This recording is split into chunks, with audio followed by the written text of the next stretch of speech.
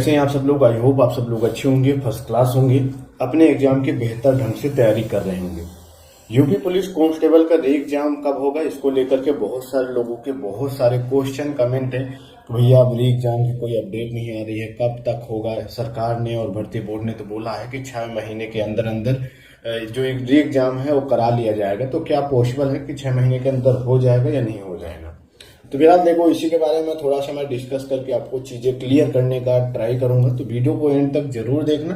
एक रिक्वेस्ट और भी है, विशेष करके अगर आपने चैनल को सब्सक्राइब नहीं किया तो भैया चैनल को जरूर सब्सक्राइब कर लो, साथ में नोटिफिकेशन बेल पे क्लिक कर लो ताकि जो भी अपडेट हो वीडियो आप लोगों तक टाइम टाइम पहुंचती रहे। तो चलिए अब मेन बात करते हैं री एग्जाम के बारे में। इससे पहले थोड़ी सी कुछ और खबरें भी देख लेते हैं। तो देखो, इलेक्शन आते ही या जैसे पास इलेक्शन आ जाता है उसके आसपास फिर बहुत सारी भर्तियां, बहुत सारे एग्जाम होने लगते हैं। ढेर सारी नई भर्तियों के नोटिफिकेशन भी देखने को मिलने लगते हैं। एग्जाम्पल के रूप में अभी आप लोगों ने देखा ही होगा कि जैसे ही लोकसभा चुनाव पास आ गया तो उसमें स्टेट की काफी सारी नई भर्तियां आई। एग्जाम्पल में बिहार हो गया, यूपी हो गया, कई सारी नई भर्तियां आई। इसके साथ साथ फिर आपका बिहार के साथ साथ सेंट्रल लेवल की भी कई भर्तियां आई जो 4-4, 5-5 सालों से भर्तियां नहीं आई थी, वो भी भर्तियां इलेक्शन के टाइम पर आ गई है। एनटीपीसी रेलवे की भी भर्ती आप लोगों ने देख लिया होगा, आरपीएफ की भर्ती भी आ रही है, उसकी भी सभी की घोषणा हो गई है। तो मतलब जैसे चुनाव पास आ जाता है वैसे ही रोजगार और भर्तियों पर खूब चर्चाएं शुरू हो जाती हैं और भर्तियां भी आनी स्टार्ट हो जाती हैं। अब किसी तरह से भर्तियां तो चलो आ जाती हैं, पॉसिबल होता है तो एग्जाम भी करा लिया जाता है। एंड फिर बाद में जब जो चीजें बच जाती हैं तो फिर वो लंबा घसीट जाती है। मतलब फिर आगे उनका कुछ पता नहीं चलता कि कब उनका एग्जाम होगा, कब कौन सी भर्ती आएगी या नहीं आएगी।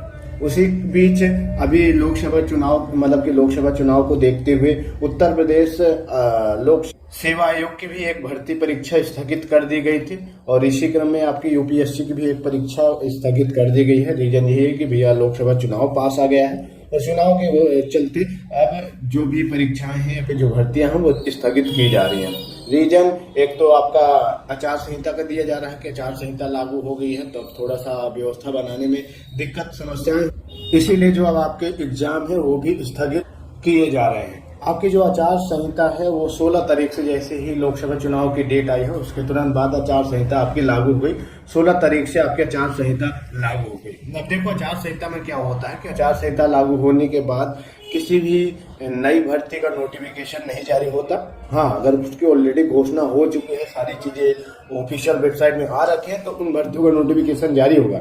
लेकिन ऐसे ही कोई मतलब कि अचानक से कोई नई भर्ती की घोषणा भी नहीं हो सकती और ना ही भर्ती का नोटिफिकेशन जारी हो सकता है। और ना है कोई मतलब कि अगर कोई भर्ती के एग्जाम प्लान में है, मतलब कि ऑलरेडी डेट डिसाइड हो रखी है, तब तो पॉसिबल है कि हाँ करा सकते हैं। वो भी डिपेंड करता है कि अगर सारी चीजें ठीक ठाक हैं तो।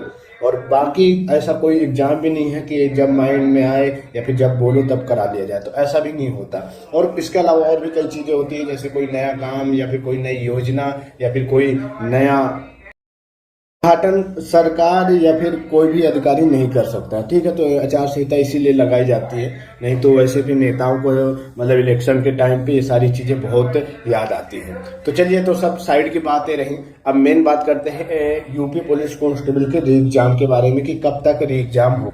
तो देखो, आपका जो इलेक्शन होना है वो आपका 19 अप्रैल से लगा करके 1 जून तक आपका जो इलेक्शन है, 19 अप्रैल से 1 जून तक आपका इलेक्शन होगा। एंड उसके बाद जो आपका इसका रिजल्ट आएगा वो 4 जून को रिजल्ट आएगा। तो अभी मतलब कि ये मान के चलो कि चल रहा है मार्च, उसके बाद फिर अप्रैल और मई जून, लगभग 3 महीना मोटा मोटा इसी में समिट जाएगा। इलेक्शन होने के बाद रिजल्ट भी 4 जून को आ जाएगा। तो फिर उसके बाद फिर सरकार थोड़ा सा अपने मौज मस्ती में, थोड़ा हर्ष उल्लास में, जिसकी भी सरकार बनेगी उसमें लगी रहती है।